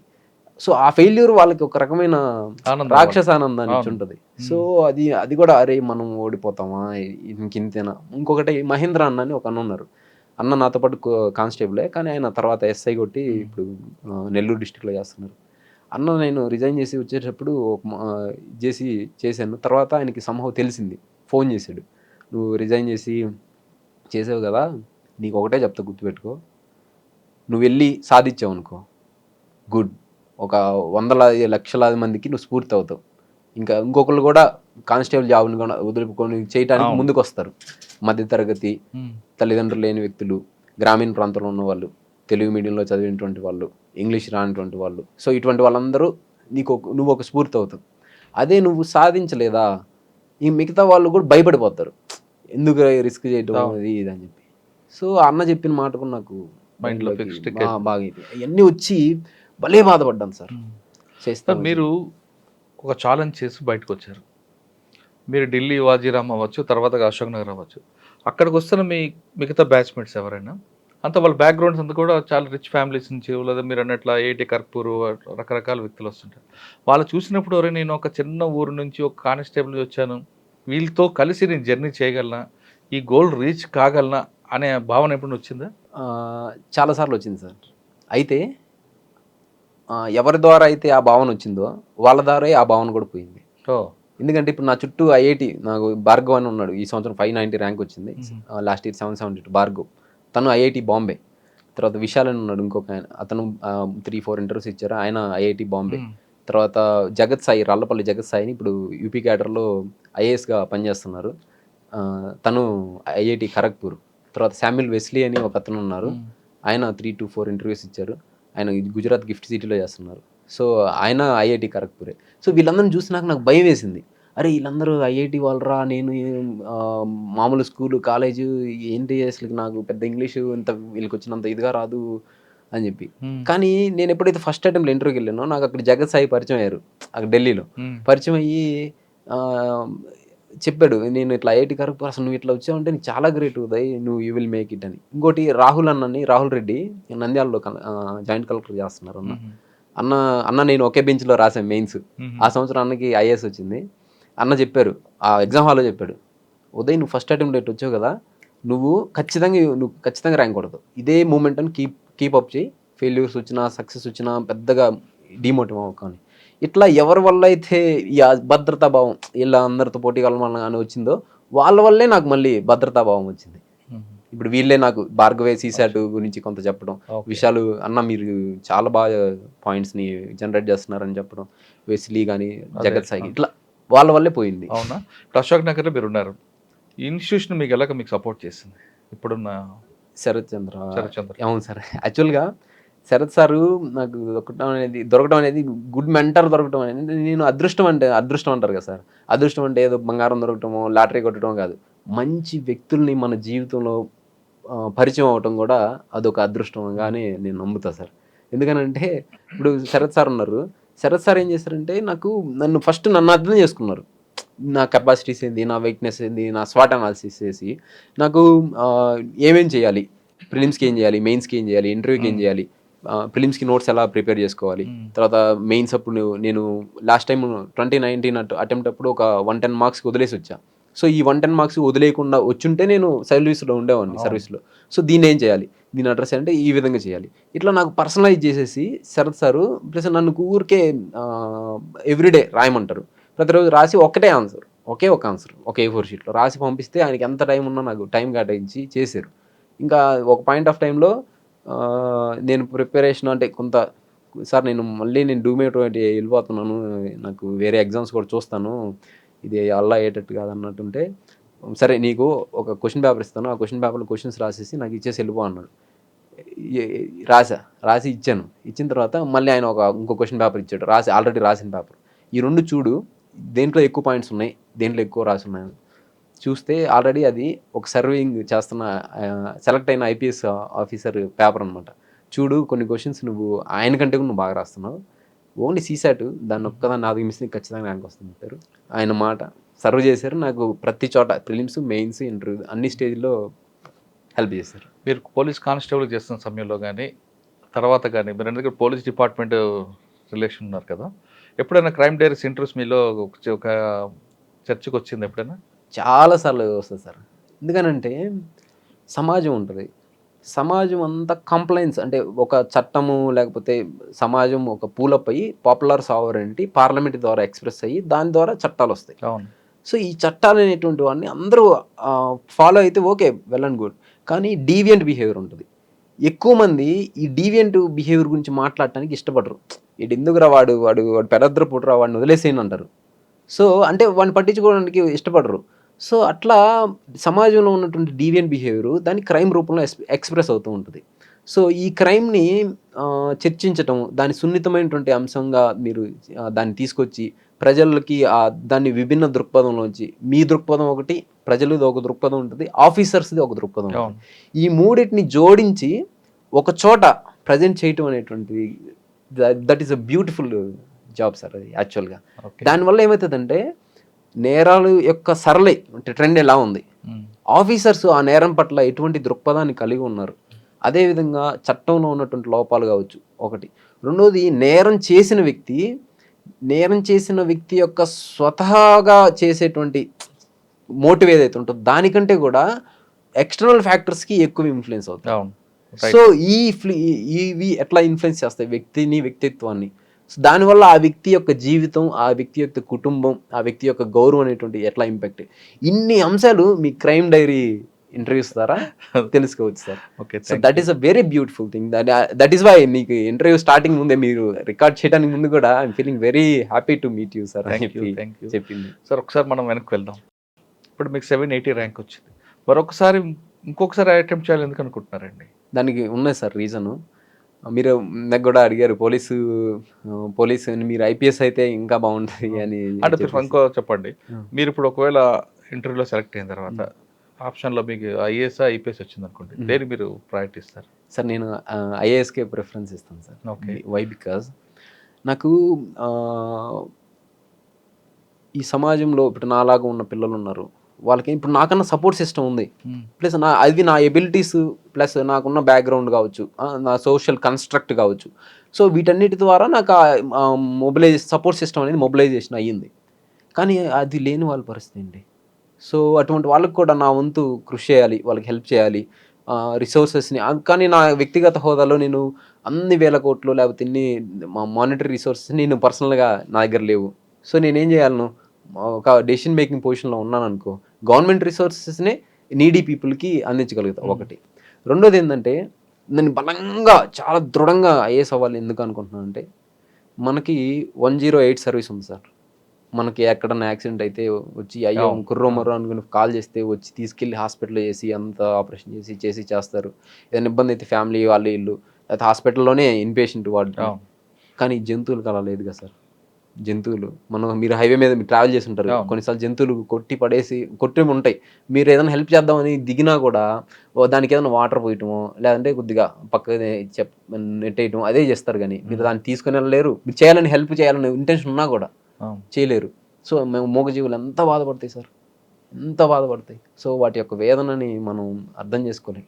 సో అవి చెప్పలేవు కూడా. సో వాటికి కూడా నేను 109 సర్వీస్ అనేటువంటిది తీసుకురావాలి. దానికోసంగా నేను ఒక ఐఏఎస్ ఆఫీసర్గా ఉంటే పాలసీ మేకింగ్లో కావచ్చు సజెషన్స్. ఇప్పుడు మీరు అన్నారు ఒరిస్సా సీఎం గారికి ఒక సజెషన్ ఇచ్చారు, కేఎన్ కుమార్ గారు అస్సాం మేఘాలయలో డెసిషన్ మేకింగ్ పొజిషన్లో ఉన్నారు. అటువంటి పొజిషన్లో ఉన్నప్పుడు నేను ఖచ్చితంగా సీఎంస్కి కానీ ప్రజాప్రతినిధికి కానీ చెప్పి ప్రతి జీవిలో దేవుడు ఉన్నాడు, ప్రతి జీవి ప్రాణం మనిషి ప్రాణం అంత ముఖ్యమైనది కాబట్టి 109 సర్వీస్ని మనం తీసుకొస్తే వాటి ప్రాణకోటికి కూడా మనం హెల్ప్ చేసినట్టు ఆ పుణ్యం ఉంటుందని చెప్పి అటువంటి వాటిని ఇంట్రడ్యూస్ చేయాలి. అట్లా ఐకానిక్ ప్రాజెక్ట్స్ నా మైండ్లో కొన్ని ఉన్నాయి సార్. ఆ ప్రాజెక్ట్స్ కొన్ని ఉన్నాయి మైండ్లో. మీ ప్రాజెక్ట్స్ ఉన్నాయి, మీరంతా కూడా పేద ప్రజల కోసం మూగజీవుల కోసం మంచి ఆలోచన ఉన్నారు. కానీ మీరు చేసిన పాలసీని ఇంప్లిమెంట్ అవ్వాలంటే అక్కడ పొలిటీషియన్ సపోర్ట్ ఉండాలి. ఎస్, పార్లమెంట్ అవ్వచ్చు, అసెంబ్లీ అవ్వచ్చు. అక్కడికి వచ్చేసరికి మీ పాలసీకి ఎగ్నిస్ట్గా ఎక్కువ మంది ఉంటారు.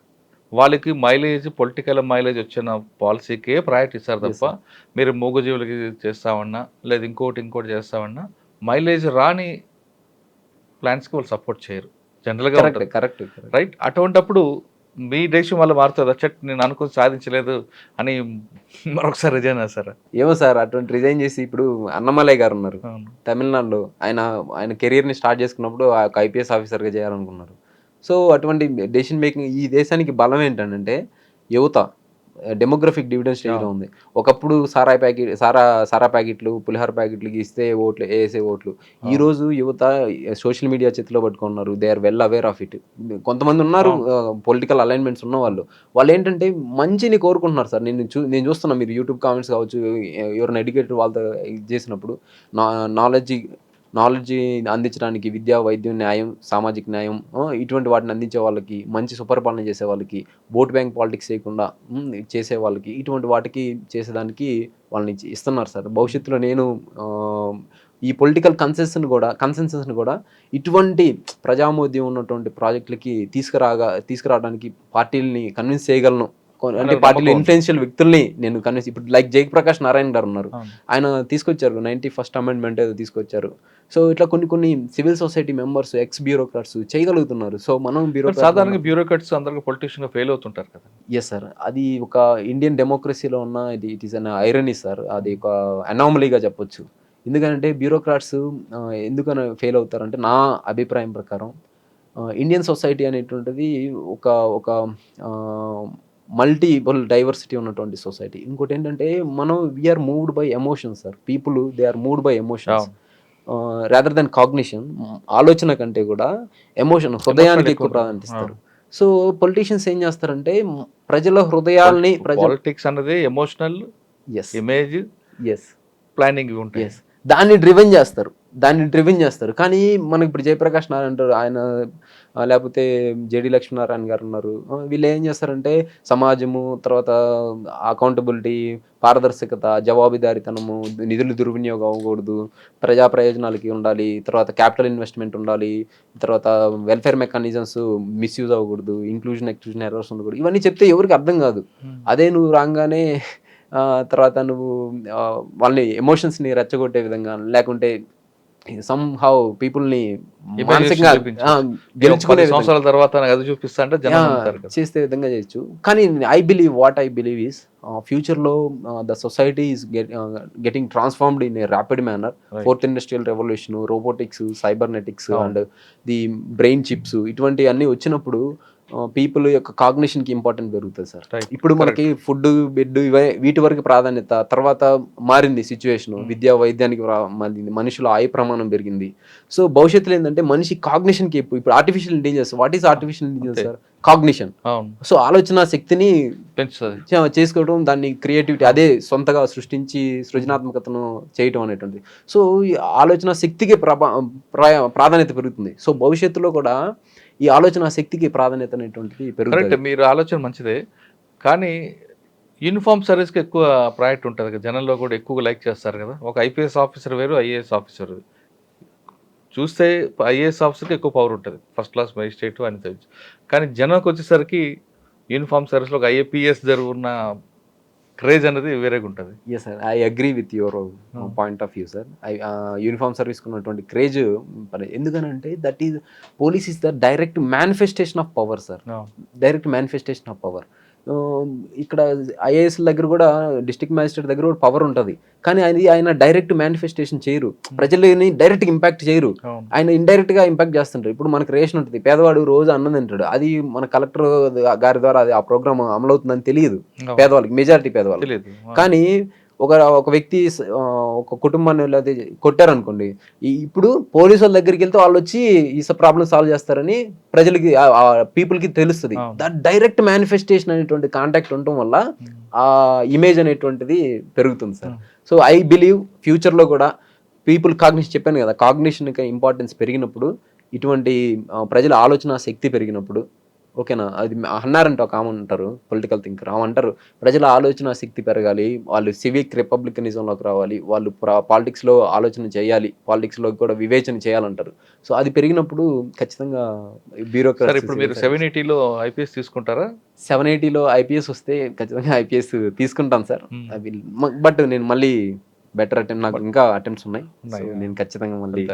ఒకవేళ ఐపీఎస్ తీసుకున్నారనుకోండి, మీకు ఏపీ క్యాడర్ వచ్చింది అనుకుందాం, ఓకే, ఏపీ క్యాడర్లో మరి మీకు అవమానపరిచిన ఆఫీసర్ ఎదురయ్యారు అనుకోండి, అప్పుడు ఏం చేస్తారండి? నన్ను అవమానించినటువంటి ఆఫీసర్ ఎదురైన సందర్భంలో మామూలుగా చాలా కామన్గా వచ్చేటువంటి ఆలోచన, మీరు ఏం టెన్షన్ అడిగారు నాకు తెలుసు, ప్రతీకారమా లేకపోతే ఆ రివెంజ్ ఉంటుందా అన్నటువంటిది. సో నా ఉద్దేశంలో ఏంటంటే సార్, రివెంజ్, నా ఉద్దేశం అది కాదు, ప్రతీకారం తీర్చుకుంటారని కాదు.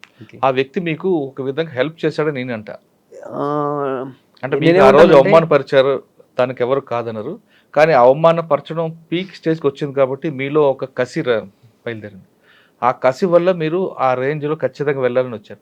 ఒకవేళ ఆ సంఘటన జరగలేదు అనుకుంటే మీరు రొటీన్గానే ఎఫర్ట్స్ పెడతా ఉండేది, అది వెళ్తుంటారు, కానిస్టేబుల్ నుంచి లేదు మహా అయితే ఎస్ఐ అవుతారు, లేదంటే గ్రూప్ 1 రాస్తారు.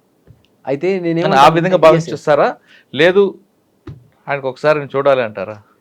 నేనేమంటానంటే హెల్ప్ చేయాలన్నప్పుడు మనం యాక్షను దాని అనుకున్నటువంటి ఇంటెన్షన్ రెండింటిని చూడాలి. యాక్షన్ ఇంటెన్షన్ రెండు హెల్ప్ చేయాలనేటువంటి ఇంటెన్షన్తో ఉన్నాయనుకోండి, సో అప్పుడు అది హెల్ప్ అవుతుంది. అట్లా కాకుండా ఇంటెన్షన్ వేరే, యాక్షన్ యొక్క రిజల్ట్స్ వేరే. ఇప్పుడు ఆయన చేసిన యాక్షన్ వల్ల నేను సివిల్ సర్వీస్కి వచ్చాను, బట్ ఆయన ఇంటెన్షన్ ఏంటంటే ఆ రోజు నన్ను హర్ట్ చేయటము, నన్ను డెరోగేటరీగా చేయటం అనేటువంటి నా ఆత్మస్థైర్యం దెబ్బ. సో ఇక్కడ ఇది సింక్రనైజేషన్ లేదు కాబట్టి it was an accident. Are you getting my point? It was an accident. The accident that has turned my thought process and my course of action in my career. Correct. So I accident. So ఇప్పుడు మీరు ఎప్పుడైనా మీకు ఒక చోట ఒక స్పాట్లో accident అయింది అనుకోండి, ఆ స్పాట్కి వెళ్ళినప్పుడు జాగ్రత్తగా ఉంటారా? మైండ్ఫుల్గా ఆలోచన చేస్తారా? ఓకే, ఇది ఒక చేదనుభవం అనుకుంటారా లేదా? సో నేను కూడా అలాగే ఇది ఒక చేదనుభవం అనుకుంటాను. అదేవిధంగా ఆ ఆఫీసర్ మీద నాకు ఎటువంటి రివెంజ్ కానీ ఉండదు. ఎందుకంటే నేను చెప్పాను కదా, I believe in the philosophy of కర్మ. ఒకవేళ రివెంజ్ చేసుకుంటే మీ హోదాను తగ్గించినట్లు అవుతారు. అది చెప్తున్నాను కదా, గాంధీజీ గారు ఏమంటారు, బలహీనులే రివెంజ్ తీర్చుకోవాలంటారు, బలవంతులు క్షమించి వదిలేస్తారు అనేటువంటి విజ్ఞతకు వదిలేస్తే ఒకటి. రెండోది ఏంటంటే విజ్ఞత కూడా కాదు సార్, విజ్ఞతకు వదలను నేను, కర్మ సిద్ధాంతానికి వదిలేస్తాను. మనం చేసిన కర్మ సిద్ధాంతాన్ని మీరు గతంలో చేస్తుంటారు, మీకు ఎవరికి అవమానపరుచుంటారో అది మీకు ప్రతిఫలం అందిపోయింది అనుకుందాం. Okay, right. ఒకవేళ మీరు ఐపీఎస్ ఆఫీసర్ అయ్యారు, కానిస్టేబుల్ నుండి మీరు చూశారు, కానిస్టేబుల్కి అరే తురే అని పిలవడం, పేర్లు పెట్టి పిలవకుండా నెంబర్ పెట్టి పిలవడం, అంటే కానిస్టేబుల్ అంటే వాళ్ళ దృష్టిలో ఒక చిన్న స్థాయి, ఒక ఆఫ్టర్ ఆల్ కానిస్టేబుల్ అని మీకు ఒక ఆయన అంటున్నారు కదా, అటువంటి వర్డ్స్ మాట్లాడతారా? లేదు ఆ కష్టం నష్టం ఆ గౌరవం వాళ్ళకున్న మానసిక శోభ, వాళ్ళకు ఒక ఆత్మగౌరవం ఉంటుందని గుర్తించి వాళ్ళు కూడా, అంటే ర్యాంక్ అనేది డిఫరెంట్, లెవెల్ అనేది ఒక వేరేగా ఉంటుంది, కానీ వాళ్ళు కూడా సమానంగా గుర్తిస్తారు మీరు? సార్ యాక్చువల్గా ఇప్పుడు పోలీసింగ్ విధానం అనేటువంటిది చేంజ్ అవుతూ ఉంది. మనం ఇంకా బ్రిటిషర్స్ ఆ లెగసీ, ఆ మూలాలు కొన్ని అనేటువంటివి ఉన్నాయి. పోలీసింగ్ అనేటువంటిది 90% ఐ మీన్ 85% లోయర్ ర్యాంక్ పీపుల్తోనే అది మీరు అన్నట్టు police constable basic pillar. So వాళ్ళని మనం ఇంకా ఉత్సాహపరిచి వాళ్ళ దగ్గర ఉన్నటువంటి టాలెంట్స్ని బయటికి తీసి చేయాలంటే, ఇప్పుడు ఒక కన్స్ట్రైన్డ్ సిచ్యువేషన్లో ఒక ఫ్లవర్ బ్లూమ్ అవ్వదు. అదే ఒక స్వేచ్ఛాపరమైన వాతావరణంలో వాళ్ళకు ఉన్నటువంటి ఎబిలిటీస్ని రియలైజ్ అవ్వాలంటే ఫ్లవర్ అనేది బ్లూమ్ అవుతుంది. అట్లా ఇప్పుడు ఏముందంటే నా అబ్జర్వేషన్లో ఈ ఆఫీసర్ హైయర్ ఆఫీషియల్స్, మీకు ఇంకొక విషయం, డైరెక్ట్ ఐపీఎస్ రిక్రూట్స్ ఉన్నారా అయిన వాళ్ళు. సో ఆ ఆఫీసర్స్ చాలా ఎంపతితో ఉంటారు సార్, చాలా మంచి ఆలోచనతో ఉంటారు, గుడ్ గవర్నెన్స్ ఇవ్వాలంటారు. కానీ ఈ లోయర్ లెవెల్ పీపుల్ ఉంటారు, వాళ్ళు కూడా వీళ్ళు చెప్పింది చేయడానికి రెడీగా ఉంటారు. కానీ ఈ మధ్యలో ఉంటారు చూసారు, ఎస్ఐ, సబ్ ఇన్స్పెక్టర్, డిఎస్పీ, ఈ ర్యాంక్లో అంటే ప్రమోటీస్ వీళ్ళు ఉన్నటువంటి వాళ్ళు, ఇక్కడ ప్రాబ్లం వస్తుంది సార్. వీళ్ళు ఏంటంటే అటు హైర్ ఇది కాదు, ఈ డెసిషన్ మేకింగ్ పొజిషన్లో వీళ్ళు ఎగ్జిక్యూషన్ చేసి ఉంటారు. వీళ్ళు ఏం చేస్తారంటే మిస్ట్రీట్మెంట్ చేస్తారు సార్. సో వీళ్ళ యొక్క ఐడియల్స్ ఉంటాయా, ఇప్పుడు ఒక ఐపీఎస్ ఆఫీసర్ వచ్చి మనం సుపరిపాలన, గుడ్ గవర్నెన్స్ చేయాలి, ఫ్రెండ్లీ పోలీసింగ్ చేయాలన్నప్పుడు ఆ ఇంటెన్షన్స్ని వీళ్ళు ఎగ్జిక్యూట్ చేయరు. వీళ్ళ యొక్క అహంకార ధోరణి, వీళ్ళ యొక్క రిజిడ్ యాటిట్యూడ్స్ని ఇవ్వడం వల్ల అది జరుగుతుంది. సో నేనేం చేస్తానంటే, ఈ ఆఫీసర్స్ నాకు అన్ని లెవెల్లో తెలుసు కదా, కొత్తగా వచ్చిన ఐపీఎస్ ఆఫీసర్కి పోలీస్ కానిస్టేబుల్ లెవెల్ తెలియదు. సో నేను ఆ గ్యాప్ని అడ్రస్ చేస్తా, ఆ గ్యాప్ని అడ్రస్ చేసి ఇంక్లూజివిటీని తీసుకొస్తా డెసిషన్ మేకింగ్. ఈ రోజుకి పోలీస్ స్టేషన్స్లో జరుగుతున్న విధానం ఏంటంటే సార్, ఒక సబ్ ఇన్స్పెక్టర్ ముందు పోలీస్ కానిస్టేబుల్స్ కానీ హోంగార్డ్స్ కానీ కనీసం కూర్చోడానికి లేదు. అదే మీరు ఒక ఎంఆర్ఓ ఆఫీస్కి వెళ్ళండి, ఎంఆర్ఓ ఆఫీస్లో ఏదైనా డిస్కషన్ జరుగుతున్నప్పుడు ఎంఆర్ఓ గారు ఎదురు కూర్చొని అందరు స్టాఫ్ని కూర్చోబెట్టి వీడియో కాన్ఫరెన్స్ మీటింగో పెట్టడం జరుగుతుంది. సో అటువంటి బేసిక్ అది ఇవ్వాలి. తర్వాత వాళ్ళకి వీక్లీ ఆఫ్ సిస్టమ్ అనేటువంటిది ఇవ్వాలి. ఎందుకంటే మనకి ఖచ్చితంగా ప్రతి మనిషికి వీక్లీ ఆఫ్ సిస్టమ్ ఇవ్వాలనే సబ్జెక్ట్ వచ్చింది కాబట్టి 1000 మంది ప్రజలకి ఒక కానిస్టేబుల్ ఉండాలనేది పీపీఆర్ చెప్తుంది. కానీ ఇప్పుడు 1,00,000 మందికి ఒక కానిస్టేబుల్ ఉన్నారు. మ్యాన్ పవర్ లేనప్పుడు మీరు వీక్లీ ఆఫ్ స్టాటిస్టిక్స్ వేరే ఉంది సార్. ఇంకొకటి ఏంటంటే సార్, నేను బిలీవ్ చేసేది systematic organization of resources and efficient use of resources sir. ఇప్పుడు మనకి మీ దగ్గర మనం చేయాలనుకుంటే రిక్రూట్ చేసుకుంటే గవర్నమెంట్కి చాలా మంది రిక్రూట్ చేసుకోవచ్చు. ఇప్పుడు ప్రజా వనరులు చాలా ఉన్నాయి. So that is the beauty. మనం ఇప్పుడు ఇండియన్ సొసైటీ, ఇండియన్ గవర్నమెంట్ అనేటువంటిది మనం రిసోర్స్ని ఎఫిషియెంట్గా యూజ్ చేసుకోవాలి. సో అందరిని తీసేసుకోవటం, వాళ్ళని ఎఫిషియెంట్గా యూజ్ చేసుకోలేకపోవడం అనేటువంటిది కాకుండా ఉన్న స్టాఫ్ని ఎఫిషియెంట్ ప్లానింగ్ తోటి, టెక్నాలజికలీ ఎయిడెడ్ సర్వలెన్స్ తోటి దీన్ని తీసుకొచ్చేసి ఆర్టిఫిషియల్ ఇంటెలిజెన్స్ కావచ్చు, డేటా అనలిటిక్స్ కావచ్చు, క్రైమ్ ఇప్పుడు మనం చూస్తుంటాం, క్రైమ్ హాట్ స్పాట్స్ని చూడొచ్చు, బ్లాక్ స్పాట్స్ చూడొచ్చు, ఇటువంటి వాటిని చేసి ప్లస్ క్రైమ్ అజంప్షన్స్ కూడా చేస్తున్నారు, తర్వాత ప్రిజంప్షన్స్ ఇటువంటివి కూడా ఉన్నాయి అనమాట. సో పోలీసింగ్ దానికి సంబంధించి సో బెటర్ ప్రాక్టీసెస్, గుడ్ ప్రాక్టీసెస్ని తీసుకొని వచ్చి ఈ స్టాఫ్ని కనుక వాళ్ళని సెన్సిటైజ్ చేయాలి సార్. స్టాఫ్ని సెన్సిటైజ్ చేయాలి, వాళ్ళ వెల్ఫేర్ని ఎన్షూర్ చేయాలి, వాళ్ళకు ఉన్నటువంటి ఏదన్నా గ్రీవెన్సెస్ ఉంటే వాటిని ఫాస్ట్గా అడ్రస్ చేయాలి. సో ఇటువంటివన్నీ చేసినప్పుడు వాళ్ళకి ఏంటంటే ఇది నా డిపార్ట్మెంట్ రా పలానా. ఇప్పుడు మీరు అబ్జర్వ్ చేసి ఉంటారు, నేను ఆల్మోస్ట్ 4-5 ఎస్పీల కింద పనిచేస్తాను సార్. రామాయపట్నం కావచ్చు, దీంట్లో కావచ్చు. ప్రతిసారి ఎస్పీ గారు మారినప్పుడు పోలీసింగ్ మారుతుంది సార్. మీరు అబ్జర్వ్ చేయండి, ఎస్పీ గారు మారినప్పుడు వర్క్ కల్చర్ మారుతుంది. సో ఎస్పీ గారు మారినప్పుడు మారిపోతుంటుంది. ఇప్పుడు సిద్ధార్థ కౌశల్ గారు ఉన్నారు, జియో అని పెట్టారు, జూనియర్ ఇన్వెస్టిగేషన్ ఆఫీసర్స్ అని. తర్వాత హెడ్ కానిస్టేబుల్స్ వీక్లీ లంచ్ అనేటువంటిది పెట్టారు. అది ఎంత బ్యూటిఫుల్ ఇనిషియేటివ్ సార్. ఒకప్పుడు నేను అసలు మీట్ అవ్వేదానికి లేదు. అంటే ఒక్కొక్క ఆఫీసర్ వచ్చిన తర్వాత వాళ్ళ వర్క్ స్టైల్ బట్టి మారిపోతుంటారు. మీరు అన్నట్లు సిద్ధార్థ్ కౌశల్ గారు జియో పెట్టారు, ఇంకొక ఆఫీసర్ భోజనం పెడతారు, ఇంకొక ఆఫీసర్ వచ్చినప్పుడు ఆ కానిస్టేబుల్ పదమే కాదు అసలు ఆఫీసర్ అని పిలవాలని కూడా సంబోధిస్తుంటారు. ఓకే, ఇక మీ డిపార్ట్మెంట్ వరకు అయింది. ఇక ప్రజల దగ్గరకు వచ్చారనుకోండి, ప్రజలకి కానిస్టేబుల్ పోయి అరే తురే అని పిలిచే కాలం నుంచి బూతులు మాట్లాడే కాలం నుంచి ఈ కాలంకి వచ్చాం. ఇప్పుడు మీరు వచ్చిన తర్వాత దాన్ని అలాగే కొనసాగిస్తారా, లేదా బ్రిటిష్ పద్ధతిని కొనసాగిస్తారా? లేదు, హైలీ క్వాలిఫైడ్ ఆఫీసర్లు వస్తున్నారు కాబట్టి, కానిస్టేబుల్ కూడా బీటెక్ చదివిన చాలామంది వస్తున్నారు. ప్రజలకి రెస్పెక్ట్ ఇవ్వడం, వాళ్ళ బాధలతో వస్తే వాళ్ళ పట్ల ఎలాగ మాట్లాడాలని చెప్తారు సార్? ఇది అంటే మీకు ఒక మైండ్ సెట్ ఉంది. సో నాకున్న థాట్ని నేను ఎక్స్ప్రెస్ చేస్తాను సార్. యాక్చువల్గా పోలీస్ స్టేషన్కి వచ్చేది ఎవరు సార్? బాధల్లో ఉన్న వాళ్ళు వస్తారు. సో బాధలో వచ్చినటువంటి వారికి స్వాంతన చేకూర్చే విధంగా మనం మాట్లాడేటువంటి విధానం. ఇప్పుడు చేంజెస్ వస్తున్నాయి. లేడీ రిసెప్షనిస్ట్ని పెట్టడము, వాళ్ళకి మఫ్టీలో యూనిఫామ్లో ఉంటే ప్రజలు భయపడుతున్నారని మఫ్టీలో పెట్టి వాళ్ళకి ఫెసిలిటేట్ చేయటము, అర్జీ రాయటము, వాటికి ఫెసిలిటేట్ చేయటము, ఇటువంటివి వస్తున్నాయి. కానీ ఇంకా చెదురుమదురు సంఘటనలు మాత్రం ఉన్నాయి. అరే తురే అంటాము, ఇది చేయటం అనేటువంటిది. ఇక్కడ 2 ఆస్పెక్ట్స్ ఉన్నాయి సార్. ఒకటి అరే తురే అంటాం, లేకపోతే గద్గద స్వరంతో, లేకపోతే ఈ గదిమినట్టు మాట్లాడటం, రఫ్గా మాట్లాడటం, ఇటువంటివి అవసరం ఉంది పోలీస్ డిపార్ట్మెంట్. ఎవరైతే యాంటీ సోషల్ ఎలిమెంట్స్ ఉన్నారో, ఎవరైతే మనల్ని అటాక్ ఉన్నారు వాళ్ళతోటి మాత్రం కరుకుగానే ఉండాలి సార్. కరుకమైనటువంటి కత్తిలాగే ఉండాలి. అదేవిధంగా ఎవరైతే విక్టిమ్తో సాఫ్ట్గా ఉండాలి. సో ఆ డిస్క్రిప్షన్ని ఎప్పుడు మనం ఇంప్రూవ్ చేస్తామంటే పోలీస్ వాళ్ళకి వెల్ఫేరు, వాళ్ళకి జాబ్ చేయాలనే ఇంట్రెస్ట్ని కల్పించాలి. మీరు అబ్జర్వ్ చేయండి, లోయర్ ర్యాంక్ స్టాఫ్తో ఎప్పుడైనా ఇంటరాక్ట్ అవ్వండి, ఎక్కువ మంది ఏం జాబ్ అబ్బా, వద్దబ్బా, రావద్దబ్బా ఇట్లా చెప్తుంటారు. ఇదేదో తప్పక చేస్తున్నాము ఇట్లా అని. సో వాళ్ళకి ఆ ఇంట్రెస్ట్ కనిపించాలి. అరే ఇప్పుడు ఉన్న ఈ ప్రమోషన్స్ సీనియారిటీ కాకుండా ఒక 20%, 30% ప్రమోషన్స్ని మెరిట్ మీద ఇస్తాము, మీరు మీ డ్యూటీ పర్ఫార్మెన్స్ మీద ఇస్తాము. సో ఇటువంటి ప్లస్ ఏదైనా ఇన్సెంటివ్స్ ఇస్తాము. సో ఇట్లా కనుక వాళ్ళకి చెప్తే, వాళ్ళు చేస్తే, వాళ్ళకి ఆ ఇంట్రెస్ట్ కలిగిస్తే, ఓకే నాకు మంచి ఇన్సెంటివ్స్ వస్తే నేను మంచిగా రిసీవ్ చేసుకుంటే, కస్టమర్ సర్వీస్ ఫీడ్బ్యాక్ అనేది మంచిగా ఉంటే నాకు ఇట్లా వస్తుంది. సో ఇటువంటి వాటన్నిటికీ చేసినట్లయితే ఆర్గనైజ్డ్గా efficient use of resources with technological aided policing అనమాట చేస్తే ఒక మంచి ప్రజలకి పోలీస్ అంటే మంచి అభిప్రాయం వస్తుంది, పోలీసులో లోయర్ ర్యాంక్ పీపుల్కి పోలీసింగ్ మీద ఇంట్రెస్ట్ వస్తుంది. సో దాని తర్వాత హైర్ అఫీషియల్స్ వాళ్ళ యొక్క మంచి ఆదర్శవంతమైనటువంటి ఆలోచనల్ని అమలు చేయడం జరుగుతుంది.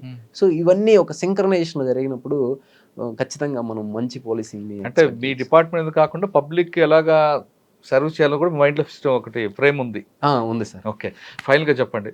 చాలామంది ఇప్పుడు మీలాంటి సంఘటనలు జరిగినప్పుడు ఈ డిపార్ట్మెంట్ నాకు వద్దు అని ఎస్కేప్ ఉంటారు. ఒకసారి 2 సార్లు రాలేదు, మనకి రాదు సివిల్స్ అనుకొని పారిపోయే వాళ్ళు కనిపిస్తుంటారు. అటువంటి యాటిట్యూడ్ ఉన్న వాళ్ళకి, లేదు సివిల్స్ సాధించాలి ఖచ్చితంగా కేంద్ర స్థాయి నుంచి వచ్చాం, కాన్వెంట్లో చదువుకోలేదు అనే వాళ్ళకి మీరు చెప్పే మెసేజ్ సార్? నేను చెప్పే మెసేజ్ ఏంటంటే, ఏదైనా ఒక లక్ష్యం కానీ ఒక పని కానీ చేసినప్పుడు మనసా వాచ కర్మ అంటారు కదా. సో అంతటి కమిట్మెంట్ మీరు మెయింటైన్ చేయాలి ఒకటి. రెండోది ఏంటంటే కష్టాలు ఇవన్నీ అనేటువంటిది, కష్టాలని కాలు కింద తొక్కి విజయం అనే జెండాని పైకెత్తి చూసేయి, కష్టం అనేటువంటి కత్తిని దూసేయి, అపజయాలనేటువంటి వాటిని అడ్డగించి నరికేయి. సో కీర్తిని విజయాన్ని నువ్వు సాధించేసేయి అనేటువంటి ఇట్లాంటి ఏవైతే ఉంటాయో, సో మనం అంతటి మనసావాచ కర్మ డెడికేషన్ ఉండాలి, ఒక దృఢమైన సంకల్పం ఉండాలి సార్. మీరు అన్నారు ఎందుకు ఆస్తికుడు హనుమంతుడిగా మారానంటే, మీరు సుందరాకాండ పారాయణం కనుక చదవటం కనుక చేస్తే దాని హనుమంతుడిని టెస్ట్ చేయడానికో లేకపోతే చేయడానికో రకరకాల ఫోర్సెస్ డీవియేషన్ చేస్తుంటాయి. అసలు ఆయన ఒక్క చోట కూడా రెస్ట్ తీసుకోడు. ఒక అచంచలమైనటువంటి దృఢ సంకల్పంతో దృఢ నిశ్చయంతో ముందుకెళ్తూ చేస్తూ ఉంటాడు. సో అంతటి దృఢ సంకల్పాన్ని దృఢ నిశ్చయాన్ని మెయింటైన్ చేయాలి ఒకటి. ఓకేనా? మనసావాచ కర్మ, అచంచలమైన దృఢ విశ్వాసం. రెండోది హార్డ్ వర్క్ సార్. మూడోది హార్డ్ వర్క్. హార్డ్ వర్క్ మించినటువంటి రామబాణం ఏదీ లేదు ఈ ప్రపంచంలో. నువ్వు హార్డ్ వర్క్ అంటే ఎవడైనా ఫెయిల్ అవుతాడు కానీ హార్డ్ వర్క్ చేసేవాడు ఫెయిల్ అవ్వడు అన్నట్టు. సో ఈ హార్డ్ వర్క్ చేయడానికి మనం ఎల్లవెల్ల సంసిద్ధంగా ఉండాలి సార్. ఈ 3 ఆస్పెక్ట్ని కనుక మనం సింక్రనైజ్ చేసి, వివేకానందుడు అంటాడు కదా, లేండి మేల్కోండి మీరు సాధించే వరకు ఆగకండి అని. ఇనప కండరాలు ఉక్కు నరాలతో కూడిన యువత ఈ దేశానికి అవసరమైనటువంటిది. సో అటువంటి మైండ్ సెట్ని కనుక మనం ఇంప్రూవ్ చేసుకోగలిగితే, ఈ లక్ష్యమే కాదు సార్, సివిల్స్ అనేది అంతటి దృఢ సంకల్పం ఉన్న వ్యక్తులకి ఇది సివిల్స్ అనేది చాలా చిన్నది సార్. ఇంకా ఇంకా బలమైనటువంటి లక్ష్యాలని సాధించగలరు సార్. అది నేను బలంగా విశ్వసిస్తాను. సో కృషి ఉంటే మనుషులు ఋషులు అవుతారు అనేది ఒక గీతం. మనిషిలో మన దృఢ సంకల్పం ఉంటే ఖచ్చితంగా ఋషులే కాదు మనం ఏదైనా సాధించవచ్చు అంటున్నారు Uday Krishna Reddy. Constable after all constable అని ఒక ఇన్సల్ట్ నుంచి ఆయనలో ఒక కసి బయలుదేరి, ఆ కసి అనేది ఆయన మీద పగగా ప్రతీకారంగా తీసుకోకుండా తను ఒక లక్ష్యం సాధించుకోవడానికి ఆ కసిగా మార్చుకొని ఆ కసిగా చదివి 4వ సారి ఆయన సివిల్ సాధించారు. ఇప్పుడు ఆయన 780 ర్యాంక్ వచ్చి తర్వాత ఆయన అనుకున్న లక్ష్యానికి మరొకసారి కూడా రెడీ అవ్వడానికి ఉన్నారంటే మనలో ఉన్న కసి దృఢ సంకల్పం అనేది గట్టిగా ఉంటే ఎక్కడికైనా తీసుకెళ్తుంది అనే బెస్ట్ ఎగ్జాంపుల్ ఉదయ్ కృష్ణారెడ్డి గారు. ఆయన మరిన్ని చదవాలి, బాగా చదవాలి, ప్రజలకు సేవ చేయాలి. ఆయన మైండ్లో ఉన్న ఫ్రేమ్స్ ఏ విధంగా ఉన్నాయో తన సిబ్బందికే కాదు ప్రజలకు ఏ విధంగా సహాయం చేయాలి అన్న ఉద్దేశం అని ఉందో అది సక్సెస్ అవ్వాలని మనం కూడా కోరుకుందాం. ఈ వారం ఉదయ్ కృష్ణారెడ్డి గారిని చూసి ప్రతి ఒక్కరు కూడా ఇదే విధంగా ఉండదు తప్ప కేవలం సెల్ ఫోన్లే మన జీవితం, తల్లిదండ్రులను మర్చిపోయి ఆత్మహత్యలు చేసుకుందాం, ప్రేమే మన జీవితం అంటూ మాట్లాడుతున్న వాళ్ళకి ఈయన ఒక బెస్ట్ ఎగ్జాంపుల్, ఒక రోల్ మోడల్గా భావించాను. Thank you brother. Thank you. All the best. Really very good experience with you sir. Personally లేదు, నువ్వు అనుకుంది సాధించావు. అందరూ అలాగుంటే అసలు మనం ఎక్కడో ఉంటాం. Thank you sir.